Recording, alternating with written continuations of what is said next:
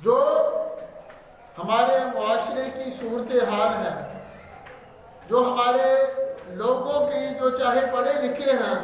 چاہے جاہل ہیں، چاہے علم والے ہیں چاہے بغیر علم کے ہیں، چاہے کوئی گھومنے والی کرسی پر بیٹھا افسر ہے، چاہے کوئی دابڑا چھاپڑی لگانے والا کوئی مزدور ہی کیوں نہیں، ہر شخص کسی نہ کسی طرح اس مرض میں گرفتار ہے، کسی نہ کسی طریقے سے کسی کی چغلی کرنے میں، غیبت کرنے میں گرفتار ہے۔ ہم نے ہمارے معاشرے میں نے نہ کسی غیبت اور چغلی میں کسی پیر فقیر کو بخشا ہے، نہ کسی اللہ والے کو بخشا ہے، نہ کسی اللہ کے ولی کو بخشا ہے، نہ کسی مزدور کو بخشا ہے، نہ کسی بہنتی کو بخشا ہے، کسی کو بھی ہم نے غیبت اور چغلی میں چھوڑا نہیں۔ سب سے ہمارا جو معتبر طبقہ ہے وہ کون ہے؟ اولیاء اللہ، جو اللہ کے ولی ہیں، جنہوں نے کئی لوگوں کو توبہ کروا دی، کئی لوگوں کو نمازی بنا دیا، سینکڑوں لوگوں کو۔ میں نے یہ سوشل میڈیا پر دیکھا ہے کہ ان کے بارے میں بھی لوگ بک بک کرتے نظر آتے ہیں۔ عام بندے کو تو رگڑا لگانا ہی تھا،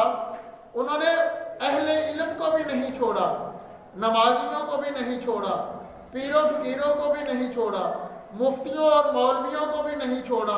ایک ہی چٹھو میں سب کی چٹنی تیار کر دی ہے۔ تو دیکھیں، جب ہم معاشرے میں اس میں رہ رہے ہیں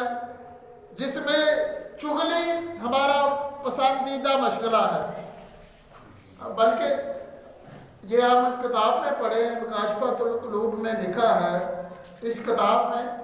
کہ مصطفیٰ کریم کے دور میں صلی اللہ علیہ وسلم، آقا علیہ السلام کے دور میں جب کوئی غیبت کرتا تھا، چغلی کرتا تھا، تو اس کے منہ سے بدبو آتی تھی، اس کے منہ سے بدبو آتی تھی، سمیل آتی تھی، جس کی وجہ سے لوگوں کو پتہ چل جاتا تھا کہ اس نے چغلی کی ہے، کسی مسلمان کی غیبت کی ہے، کسی کی عزت کو خراب کرنے کی کوشش کی ہے۔ تو اب وہ بدبو کیوں نہیں آتی؟ وہ